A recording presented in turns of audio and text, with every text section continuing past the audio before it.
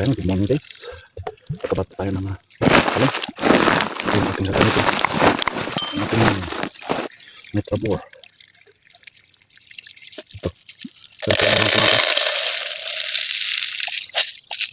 Yan po yung ating tutunaw eh. Tubig. Sunod naman po itong matunaw.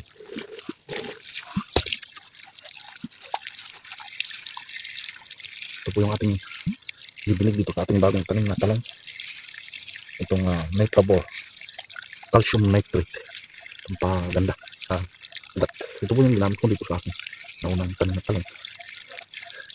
Lagyan ko po siya ng una, dinigyan po natin siya ng calcium nitrate. Tapos naman ay lagyan ko ng winner. Sa pangatlo, lagyan ko rin po ng chicken manure.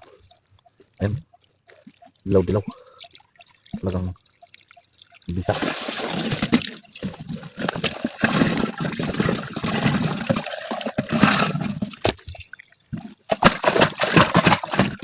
Halo natin mabuti para po siya matunaw.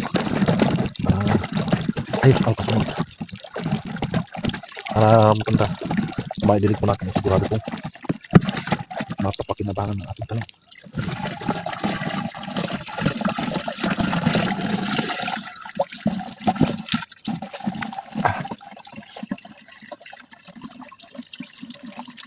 Ayan, ayan.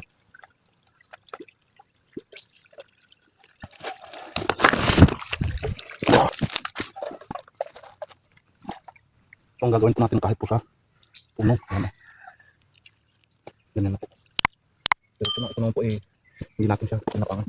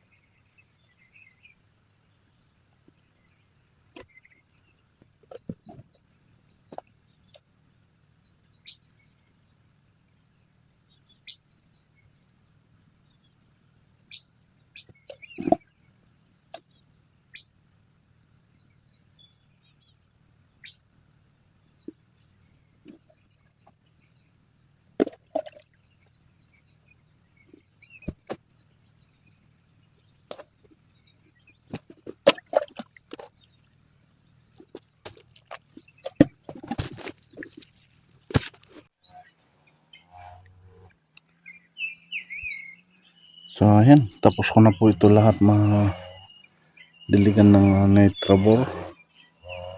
So dito sa ating pipino, ayan, meron pong mga pangilan-ilan na nabubuo.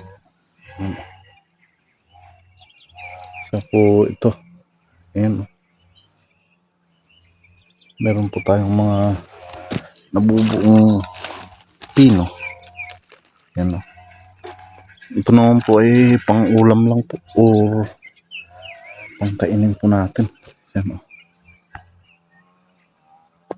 yun, dalawang malaki. So kahit pa paano meron po akong nakuha dito na kaunti sa aking pipino.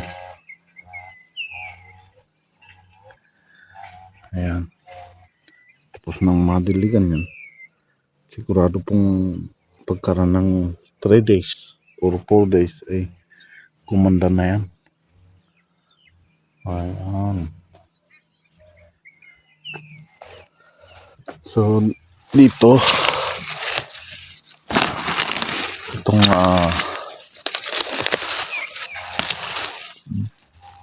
tawag mustasa, meron po siyang, ito pinutol ko.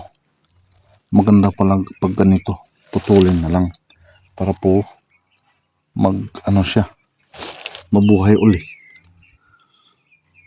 born again. So yun, tapos na rin po natin ang pagpapataba dito sa bagong tanim na talong. At salamat na rin at nakapagpataba tayo at hindi po siya umulan para makapagtrabaho na naman po. Kahapon umaga kahapon ay medyo diretso po ang pag-uulan kaya hindi po ako nakapagtrabaho. Hapon na lang po ako nagpataba ng talong dyan sa baba, yung paunang tanim. So ayan, hanggang dito na lang ang ating simpleng video. Maraming salamat and ingat. Happy farming mga ka-farming. God bless.